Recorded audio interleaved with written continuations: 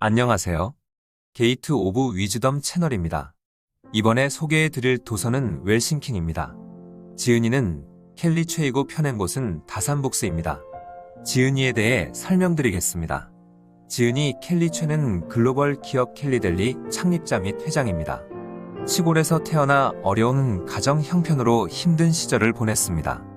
고등학교 졸업장이라도 있어야 먹고 살 수 있겠다는 생각에 큰맘 먹고 상경하여 소녀공이 되었습니다. 그때 나이가 16살이었습니다. 낮엔 봉제 공장으로, 밤엔 야간 고등학교로 능고 뜰 새 없이 주경야독하며 꿈을 향해 전진했습니다. 그 결과 30대의 성공가도에 올랐으나 얼마 지나지 않아 남은 건 10억이라는 빚뿐이었습니다.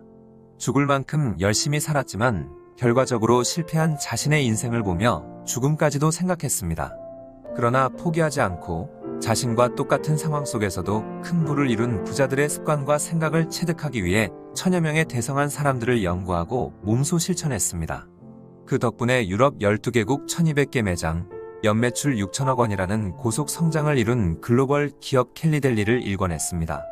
부자들의 성공 방법을 삶 전반에 적용하여 인생을 역전시킨 것입니다.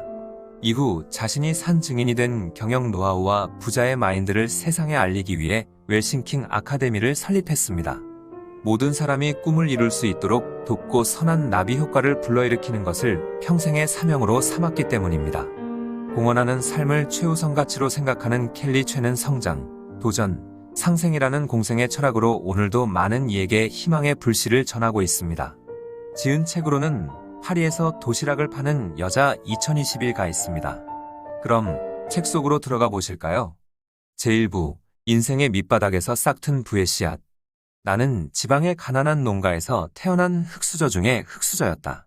부모님은 내일 눈코 뜰 새 없이 일하며 우리 6남매를 힘겹게 키워야만 했다. 내가 보고 배운 것은 소처럼 일하고도 다음 끼니와 육성회비를 걱정해야 하는 농부의 삶뿐이었다. 한성실업, 나의 첫 직장. 그곳은 16이었던 나의 일터였고 집이었다. 전북 정읍에서 버스를 타고 저녁 무렵 서울 답심리에 도착했다. 중학교를 갓 졸업한 소녀들이 버스에서 우르르 내렸다. 내일부터 공순이로 불리게 될 이 소녀들은 누군가의 안내를 받고 낯선 건물로 발길을 옮겼다. 각자 거처 할 방을 찾아 이리저리 살피던 소녀들의 눈길에는 불안과 기대가 뒤섞였다. 방에 들어서자 3층 철제 침상이 끝도 없이 놓여 있었다. 말이 좋아 침상의 집 판자 패널로 짜놓아 등을 대고 누우면 딱딱한 바닥에 누운 것이나 다름없었다. 좋으나 싫으나 어린 여공들은 닭장에 갇힌 듯 살아가야 했다. 정말 낯선 풍경이었다. 홀로 고향을 떠나온 첫날 밤, 이곳이 낯설고 무서워서 좀처럼 잠이 오지 않았다. 엄마가 너무 보고 싶었다. 엄마 없는 밤이 이렇게 무서울 수 있다니. 그렇다고 다시 고향으로 돌아갈 수는 없었다. 당시 내 월급은 6에서 7만 원 정도밖에 안 됐지만 한성실업은 돈을 벌려고 선택한 회사가 아니었다. 나처럼 가난하지만 학업을 이어가고 싶은 소녀들을 야간학교에 보내준다는 명목으로 운영되는 회사이기도 해서 잔업이 없었다. 학교는 오후 6시에 시작했다. 오후 5시에 일이 끝나니 1시간이나 여유 있는 것 같지만 공장에서 학교까지 30분 남짓 걸렸다. 게다가 천을 만지는 일이라 일이 끝나면 머리며 옷이며 먼지가 뿌옇게 내려앉아서 옷을 털고 씻는 일부터 가방을 챙기고 간단히 저녁까지 먹으려면 아무리 오래 걸려도 모든 일을 20분 내에 끝내야 했다. 그래서 대망의 5시만 되면 한창 때의 여자아이들이 우당탕탕 앞다투어 세면실로, 식당으로, 기숙사로 전력 질주했다. 영숙이가 죽은 뒤 깊은 잠에 들 수 없었다.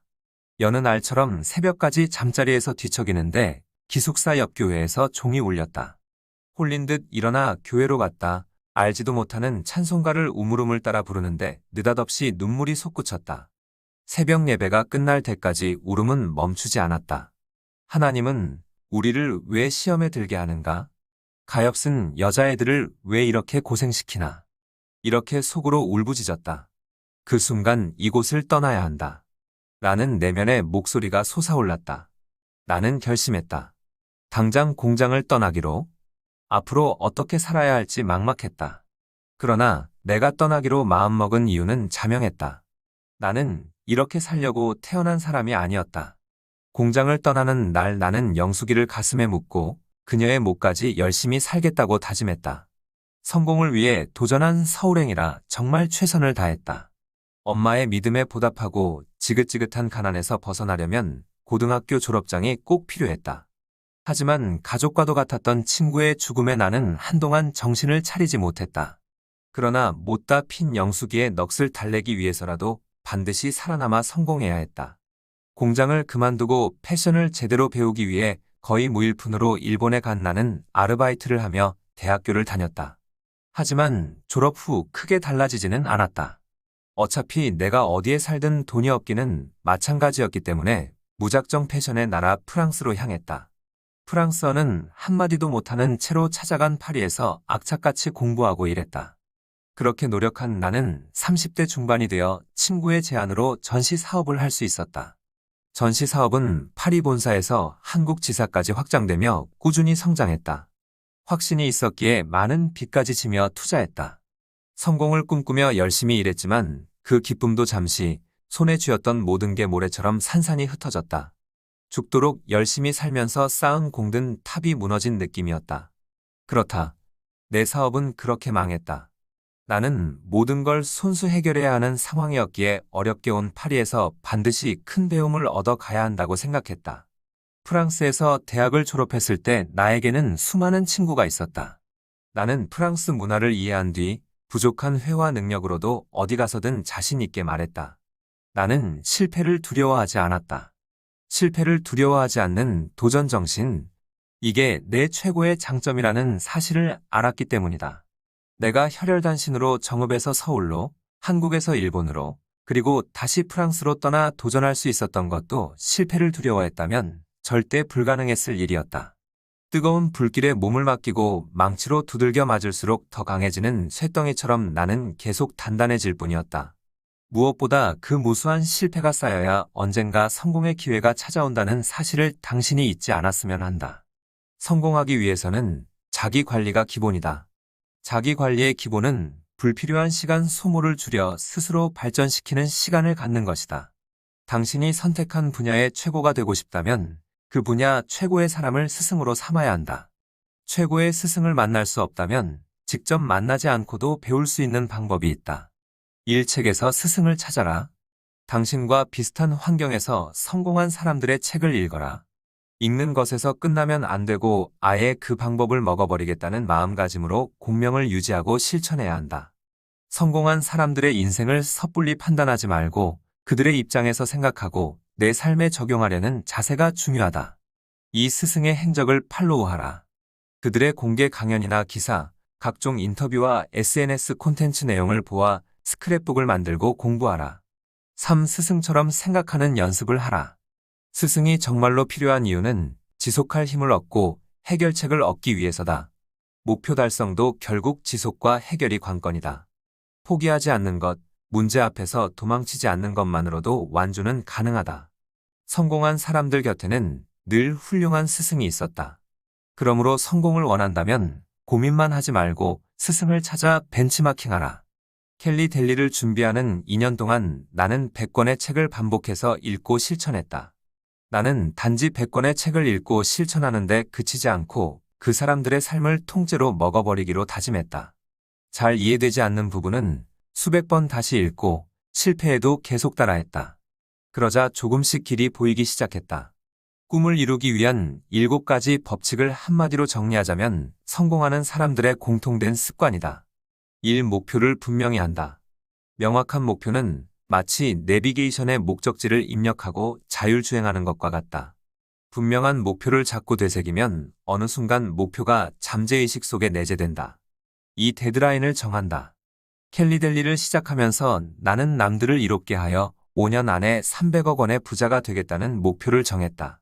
5년이라는 데드라인을 정해놓았고 목표를 이루기 위해 최선을 다했다.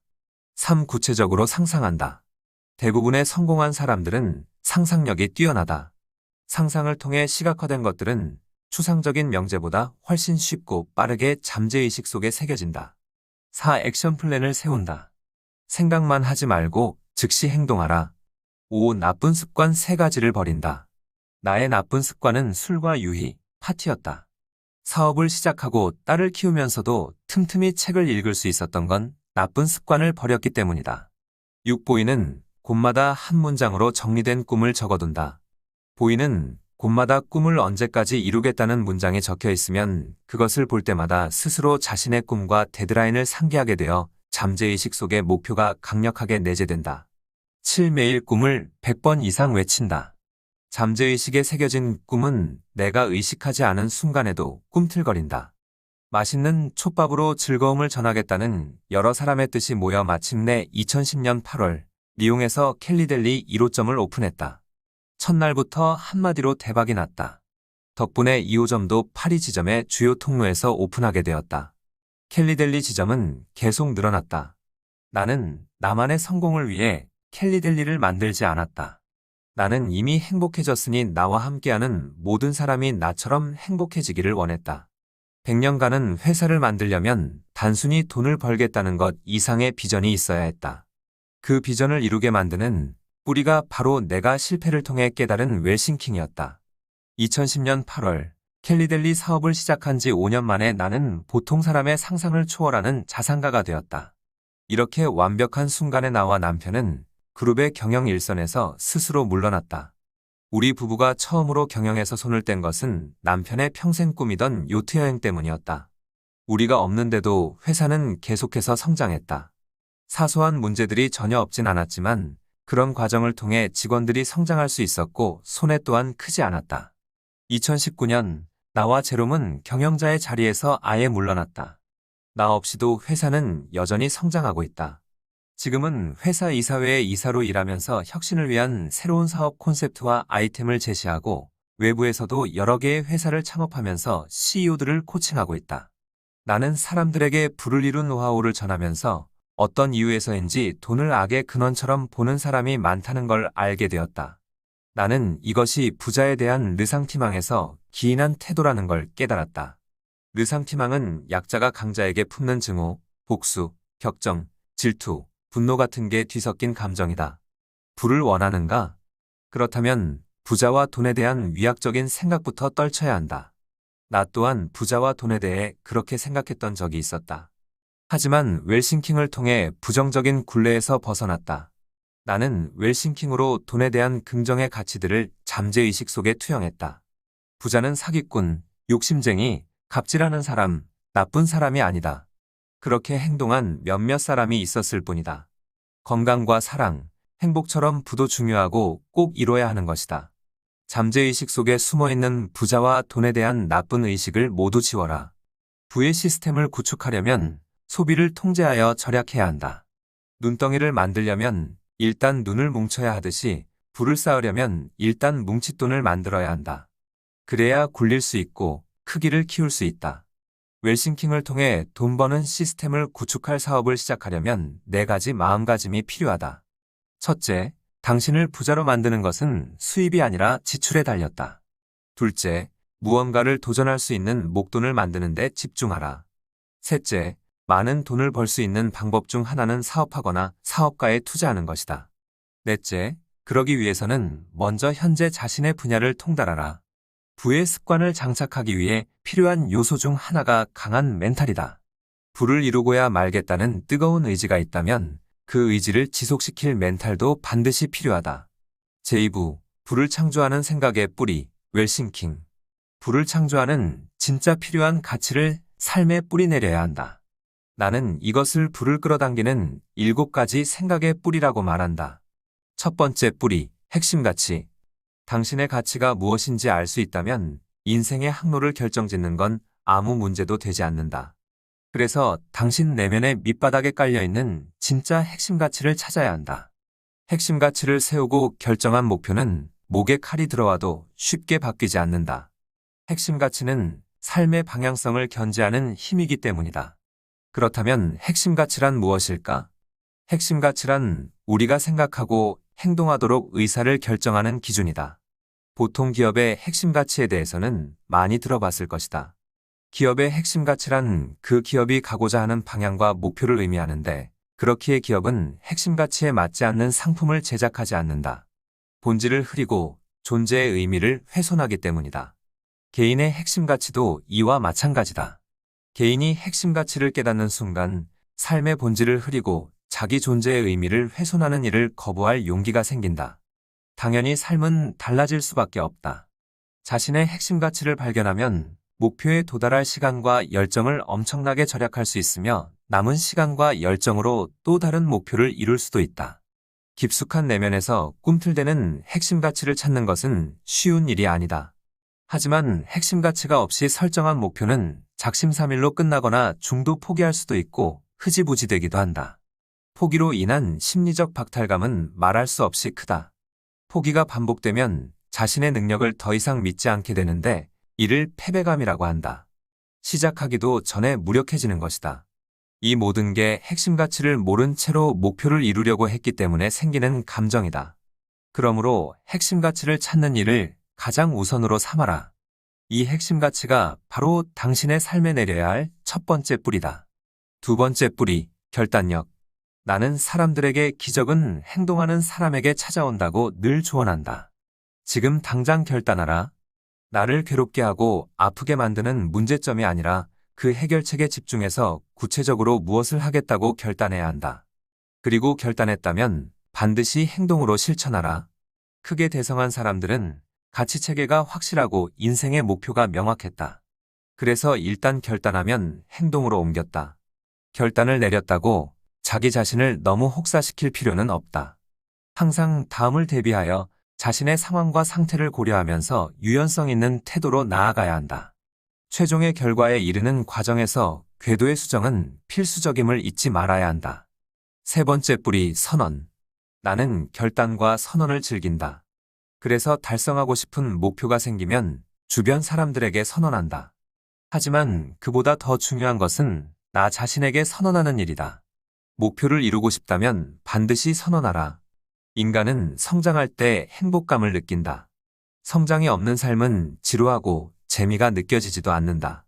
선언은 포기의 순간에 내가 혼자가 아님을 깨우쳐주는 힘이다. 내가 결단하고 선언한 목표가 혼자만의 길이 아님을 알게 하는 경전이다. 네 번째 뿌리, 믿음.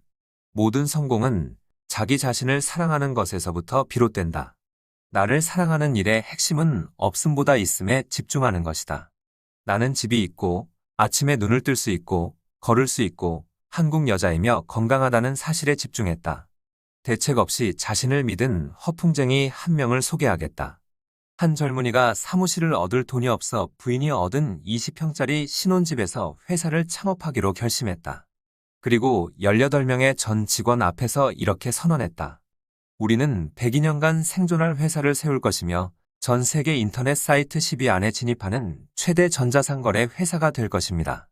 우리 대 경쟁자들은 국내가 아닌 실리콘밸리에 있습니다. 그렇게 젊은이는 20평 남짓한 공간에 18명의 동료들과 창업했다. 당시 자본금은 7천만 원이 전부였다. 가난한 집에서 태어난 그는 금전적으로 지원받을 수 있는 상황이 아니었던 데다가 너무 못생겼다는 이유로 면접에서 수없이 낙방했다. 이 젊은이의 최악의 상황은 이게 다가 아니었다.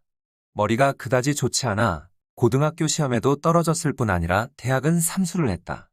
첫 번째 대입시험에서 받은 수학 점수는 150점 만점에 한 점이었다.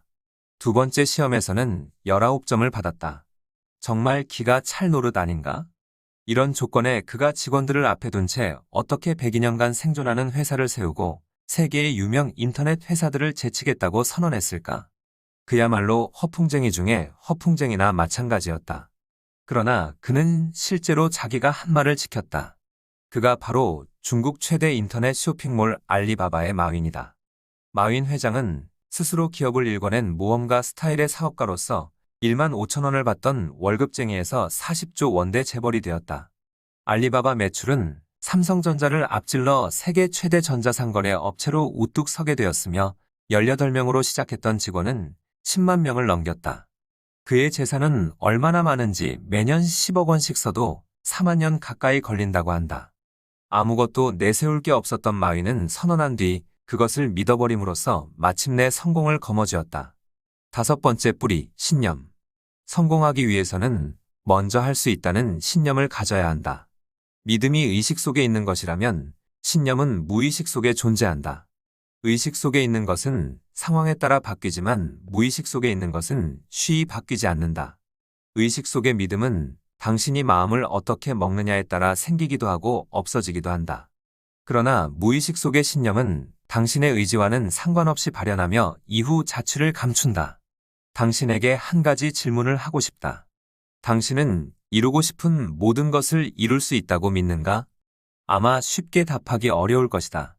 나는 목표를 이루기 위한 가장 본질적인 방법으로 믿겨서 믿는 것이 아니라 믿으니까 믿는 것이라고 강조했다. 당신이 이 물음에 망설이지 않고 대답하려면 무의식 속에 세상에 강한 신념을 심어야 한다. 당신이 짐작한 대로 나는 내 자신을 100% 믿는다. 그러나 처음부터 믿었던 것은 아니며 지금 이 순간에도 나를 믿기 위해 노력하고 있다. 최상의 상태를 유지하려고 운동과 명상, 선언과 독서에 많은 시간을 할애한다. 나를 믿을 만한 사람으로 여기기 위해서는 필수적인 활동이다. 의식 속의 믿음이 무의식 속에 자리 잡아 신념이 되게 하려면 반복하는 수밖에 없다. 인간은 성장하고 있다고 느낄 때 행복감을 얻는다. 습관 하나를 바꾸면 시간이 갈수록 엄청난 복리로 인생을 성장시킨다. 그러면 무의식 속에 자신을 믿는 마음이 신념으로 변하게 된다. 아주 작은 습관 하나를 고치는 것만으로도 충분하다. 다만 중요한 것은 반복, 또 반복해야 한다는 것이다. 6번째 뿌리, 확신. 삶이 어느 정도 안정을 찾았을 때 문득 이런 생각이 들었다. 만약 매 순간에 주저하지 않았더라면, 실패하더라도 곧바로 일어났다면 여기까지 오는데 얼마나 많은 시간이 단축되었을까? 바로 그때였던 것 같다. 그 순간 나는 무의식 속에 자리 잡은 나쁜 정보들이 삶을 얼마나 갉아먹는지 깨닫게 되었다. 나는 이 문제가 나에게만 있는 것이라고 생각했다. 그러나 강연과 이메일을 통해 받은 수많은 질문에서 한 가지 공통점을 발견했다. 나에게 고민을 털어놓은 사람들이 가지고 있던 문제도 다름 아닌 무의식 속에 침투한 부정적인 생각이었다. 신념은 과거의 반복으로 생겨나기에 사실과 다른 잘못된 인식이 신념으로 자리 잡은 경우도 많았다. 많은 사람이 부자가 되고 싶다고 말했지만 그들의 무의식 속에는 부자에 대한 부정적인 생각이 따리를 들고 있었다. 그 생각을 쫓아내기 위해 좋은 말과 긍정의 힘을 아무리 나눠도 모두 헛수고였다. 그들이 생각하는 부자는 나쁘거나 사기꾼이라는 등의 이미지를 지니고 있었다. 이를 보고 나는 마치 피아니스트가 되고 싶은 사람이 훌륭한 피아니스트들을 두고 나쁘다고 말하는 것과 같은 이치라고 생각했다. 꿈을 사랑하고 최선을 다해 이루기에도 모자랄 판에 부정하고 욕하고 있으니 이 얼마나 아이러니한가. 강한 확신은 6번째 뿌리인 고든 신념으로부터 나온다. 그래서 확신할 수 없다면 신념의 상태를 다시 점검하고 내가 원하는 방향으로 갈 수 있도록 훈련해야 한다. 신념이 확신으로 강화되지 않는 이유는 잠재의식과 내가 원하는 것이 다르기 때문이다.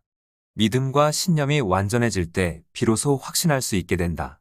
당신은 이제 정말 확신해야 하는 기로에 서 있다. 이 책을 덮는 순간 당신은 완전히 새로운 사람이 되어 있어야 한다. 두 눈은 명료하고 얼굴에는 생기가 돌고 온몸의 근육이 무언가를 하지 않고서는 못 견딜 정도로 안달이 나 있어야 한다. 무엇이든 당신이 하면 다 할 수 있다고 확신해야 한다. 남이 당신을 믿는 건 아무런 의미가 없다. 내가 나를 믿지 못하면 모든 게 허상이다. 처음부터 바꾸기 어려운 것과 씨름하지 마라. 삶에 방해가 되는 작은 습관을 고쳐 성공의 달콤함을 맛보는 게 중요하다. 할 수 있다는 기운의 충만함을 느껴보는 게 우선이다. 그렇게 작은 습관을 고치며 성공의 깊은 여운을 느끼는 걸 반복하다 보면 강한 신념이 잠재의식에 자리하게 된다. 그 순간 당신은 내가 정한 목표를 이룰 수 있다고 확신하며 강하게 밀어붙여야 한다. 확신하지 못하고 사랑에 빠지지 않는 사람은 목표에 도달할 수 없다. 당신이 그것을 간절히 원하듯이 그것도 당신을 간절히 원하고 있음을 잊지 마라. 7번째 뿌리, 질문. 자신의 분야에서 놀라운 성과를 이룬 사람들은 질문을 멈추지 않았다.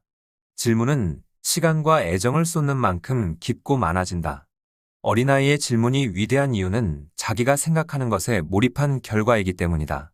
몰입하기 때문에 생각지도 못한 기발한 깨달음을 얻게 되는 것이다. 질문의 진정한 묘미는 자기 자신에게도 던질 수 있다는 점에 있다. 부를 이루기 위한 마지막 뿌리인 질문은 삶을 송두리째 바꿔놓을 정도로 강력하다. 어떤 일을 대할 때 스스로에게 질문하는 습관은 참 중요하다. 단순히 머리로 생각하는 것이 아니라 질문함으로써 답을 내는 과정은 내적 성숙을 도모한다. 질문이야말로 부를 이루는 핵심 뿌리다. 코로나19로 많은 것이 변했다. 일의 방식, 교육의 방식, 만남의 방식 등 예전에는 어색하고 불편했던 것들이 일상이 되었다. 코로나 블루, 유노멀, 언택트, 위드 코로나 등 잘 들어보지 못했던 단어들에 익숙해졌다. 그러나 같은 상황에서도 사람들이 살아가는 태도에는 저마다 큰 차이가 있다. 우리의 운명은 질문 방식에도 큰 영향을 받는다. 제대로 묻지 못한다면 아예 묻지 않는 것만 못하다. 당신이 문제라고 생각하는 것에 대해 답을 찾기 위해서는 제대로 된 질문을 하는 습관을 가져야 한다. 나의 어린 시절이 지독하게도 가난했다는 걸 잘 알고 있을 것이다. 한 번은 괴롭고 어려웠던 순간들을 떠올리며 그것에 대해 질문해봤다. 내 단점을 어떻게 하면 장점으로 승화할 수 있을까? 부끄러운 내 과거로 누군가에게 힘이 될 수 있을까? 어떻게 하면 나의 노하우를 다른 사람에게 전할 수 있을까? 가끔 난데없이 큰 난관이 드리워지면 답이 없다고 느껴질 것이다. 하지만 답이 없는 게 아니라 아직 답을 찾지 못한 것이라고 생각했으면 좋겠다. 이 어려움을 해결할 답을 아직은 모르지만 답은 꼭 있다고 믿기를 소망한다. 질문을 바꿔나가며 꿋꿋이 대답하면 당신은 반드시 답을 찾을 수 있을 것이다. 손쉽게 찾은 답은 당신의 인생을 뒤바꾸고 심장을 요동치게 할 기폭제가 되지 못한다. 나도 그랬다. 하지만 죽음의 목전에서 앞으로 무엇을 위해 살아야 할지 질문했을 때 나는 답을 찾았다. 그 답은 엄마였다. 그리고 엄마는 지금의 내가 존재하게 된 이유가 되었다. 당신이 찾고자 하는 답을 이미 구해놓은 사람들이 얼마든지 있다는 사실을 기억하라. 그 답을 온전히 당신 것으로 체득하면 된다. 그러니 낙심하지 말고 계속 묻고 또 물어서 당신의 삶을 찾길 바란다. 간절히 원하면 당신 앞에 답은 반드시 나타날 것이다. 웰싱킹의 6가지 시각화 방법. 첫 번째, 청사진 시각화. 청사진 시각화는 당신이 중장기 5에서 10년 꿈을 이루었을 때 가장 원하는 순간을 사진 한 장으로 남기는 것이다. 마음속 밑바닥에 두고 온 진정한 꿈을 끌어올리는 시각화다. 먼저 방 안을 어둡게 하고 편안하게 앉을 수 있는 자리를 마련한다. 그리고 눈을 감는다. 당신은 지금 5년 후 직업적으로 사업적으로 가장 성공한 모습을 청사진 한 장으로 보고 있다. 당신은 지금 무엇을 하고 있는가? 당신 옆에는 누가 있고 그 사람 혹은 그 사람들과 무엇을 하고 있는가? 딱 한 장만 떠오를 수 있도록 집중해야 한다. 5분간 지속한다. 자, 이제 눈을 뜨고 방금 떠오른 사진에 대해 자세히 한번 적어보라. 당신이 보았던 당신 자신에 대한 감정을 적어도 좋다. 누구랑 함께 있었는지, 어디에 있었는지 아주 자세히 적어야 한다. 아직 시각화 훈련이 습관으로 자리 잡히지 않았다면 금방 잊어버리기 때문이다. 특히 그 벅찬 감정이 어땠는지 적어야 한다. 그 느낌을 신뢰하고 계속 상기해야 한다. 이제 이 청사진을 현실로 만드는 행동력을 발휘하면 된다. 사회적으로 성공했을 때의 내 모습을 상상하며 느꼈던 그 감정을 피부와 세포 하나하나에 각인시켜야 한다. 지금의 나보다 훨씬 근사해진 나 자신을 기억하라. 오감으로 느끼고 믿어라. 두 번째, 영화감독 시각화. 영화감독 시각화는 당신이 주인공이 되어 인생의 전반적인 스크립트를 구성하는 시각화다. 성공을 이루기 위해 반드시 거쳐야 할 과정을 구성하는 방법이다. 핵심은 인생의 수많은 우여곡절과 어려움을 어떻게 넘어설 것인지 그 해결 방법을 잠재의식에 각인시키는 것이다. 많은 운동선수가 이미 영화감독 시각화를 실천하고 있다. 경기 전에 경기의 시작부터 끝까지를 상상하며 중간에 발생하는 위기나 어려움을 어떻게 극복할 것인지 미리 그려보는 것이다. 이는 스포츠뿐만 아니라 삶에도 적용 가능하다. 그냥 열심히 하는 것보다 내 미래를 미리 상상하고 행동하는 것이 더 효과적일 수밖에 없다. 예를 들어보자. 주변 사람들의 말 때문에 흔들리고 포기할 수 있다.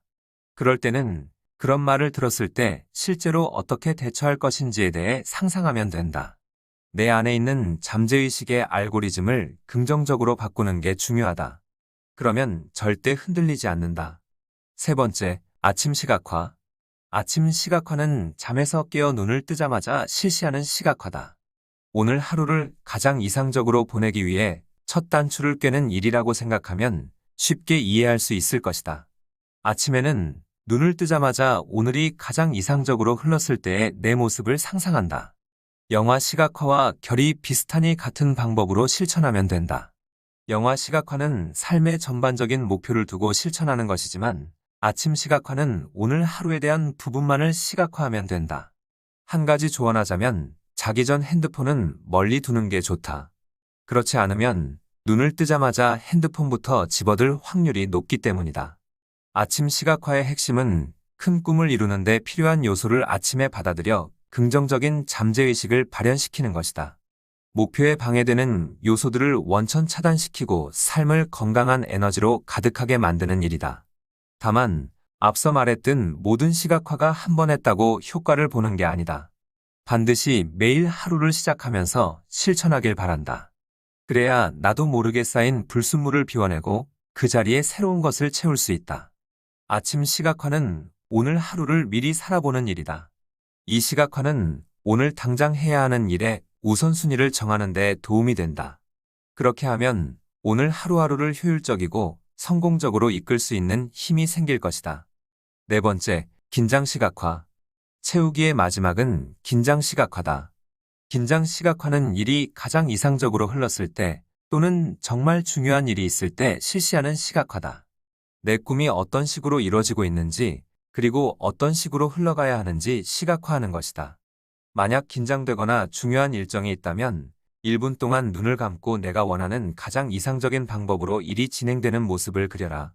예를 들어 큰 계약 건이 있다면 고객과 내가 서로에게 좋은 방향으로 질문을 주고받고 고민을 해결하여 계약서에 서명하는 걸 그려보는 것이다. 웃으며 악수로 마무리하는 장면까지 시각화의 회의에 들어가면 좋은 성과를 거둘 수 있다. 프레젠테이션이나 강연을 앞두고 있다면 떨지 않는 모습이 아니라 강당에서 감동적인 강연을 하고 있는 모습을 상상하라. 강연에 참석한 사람들의 인생의 변화를 일으키는 열광적인 장면을 상상할 수도 있다. 마음이 불안해질 때는 바로 눈을 감고 우여곡절 속에서도 내가 가장 원하는 방향으로 인생이 흘러가는 모습을 상상하라. 큰 힘이 될 것이다. 작은 목표나 프로젝트가 있다면 긴장 시각화를 반드시 하는 게 좋다. 무엇보다 다양한 방법으로 인증도 한다면 효과는 배가 된다. 아무리 좋은 통찰을 얻어도 3일이면 흐려지기 시작하니 반드시 바로 실행해야 한다는 사실을 잊어선 안 된다. 이를 알고 있는 사람들은 나의 인스타그램에 335 모여 함께 도전하고 있다. 다섯 번째, 블랙홀 시각화. 이제 비우기 차례다. 블랙홀 시각화는 엄마 뱃속에 있었던 순간부터 가지고 있던 부정적인 잠재의식을 버리는 과정이다. 지금까지의 시각화는 가고 싶은 길에 대한 시각화였다. 하지만 이것만으로는 잠재의식에서 뿜어내는 부정적 알고리즘을 통제할 수 없다. 이 부정적 알고리즘을 바꾸지 못한다면 목표를 향해 가는 길이 고단하다. 이 시각화는 알고리즘을 더 좋게 만드는 것이 핵심이다. 집중해야 할 때 당신의 길을 막는 방해 요소들이 있다면 그때마다 블랙홀 시각화를 해야 한다. 블랙홀 시각화를 제대로 활용하려면 나이대별로 기억과 감정을 지워야 한다. 예를 들어 내가 40살이라면 10대, 20대, 30대까지의 기억과 감정을 지워야 한다. 이때의 기억만 지우는 게 아니라 감정도 함께 지우는 것이 핵심이다. 돈과 부에 대한 부정적인 기억과 감정도 이를 통해 지울 수 있다. 블랙홀 시각화를 한 번 했다고 다 지워지는 것은 아니다. 다만 자주 할수록 밑바닥에 있는 사진들이 올라온다. 스스로 왜 이런 버릇이 있는지 알게 되고 왜 이렇게 살았는지 깨닫게 된다. 그래서 하면 할수록 내 삶을 방해하는 모든 요소를 비울 수 있다. 마치 컴퓨터에 쌓인 쓸데없는 메모리와 파일들이 정리되는 것처럼 머리가 가벼워지고 두뇌 회전도 빨라진 것을 알게 된다. 블랙홀 시각화를 실천하지 않았을 때는 자꾸만 떠오르는 불필요한 생각들이 나를 괴롭혔다. 내가 생각하려고 한 것도 아닌데 계속 생각하게 됐다. 다시 가난해지고 또 사업이 망할까봐 걱정이 많았다. 그러나 지금은 그런 생각들이 전혀 떠오르지 않는다. 블랙홀 시각화를 지속해왔기 때문이다. 블랙홀 시각화는 2에서 3년 정도 수련한다고 마음을 먹고 시작하는 게 좋다. 나도 그렇게 실천했다. 여섯 번째, 저녁 시각화. 저녁 시각화도 블랙홀과 같은 비우기 과정이다. 블랙홀 시각화와 비슷한 방법으로 실천하면 된다. 다만 매일 저녁 하루를 마무리하는 시점에서 한다는 것이 다르다. 블랙홀 시각화가 과거 인생의 모든 잡념을 비우는 것이라면 저녁 시각화는 오늘 나에게 있었던 생각과 감정을 모두 비우는 것이다. 매일 저녁 하루를 비우는 시각화를 한 후 다음날 기상했을 때 하루를 이상적으로 보내기 위한 아침 시각화를 한다면 당신이 원하는 삶에 더욱 가까워질 것이다. 내가 만난 부자들은 확언의 대가였다. 인생에는 다소 짓궂은 구석이 있다. 그래서 웬만한 노력과 헌신으로는 쉽게 꿈을 내주지 않는다. 숨이 곧 넘어갈 것 같아도 이가 없으면 잇몸으로, 다리가 없으면 기어서라도 목표에 도달하려는 자에게 기꺼이 꿈을 내준다. 산다는 것, 무엇보다 불가능에 도전한다는 것은 이런 인생의 짓궂은 장난을 이겨내는 일이다. 작은 자갈 하나 없이 탄탄대로인 삶은 없다. 생각지도 못한 불행이 잇따라 일어나기도 하고 뜻밖의 구설에 올라 지난 삶을 부정당하기도 한다. 처음 한두 번은 별스럽지 않게 이겨내도 이런 나쁜 상황에 계속 휘둘리면 의지마저 잃게 된다. 그럴수록 우리는 더욱 삶에 애착을 가져야 한다. 나에게 주어진 운명을 겸허하게 수용하며 다음 걸음을 준비해야 한다.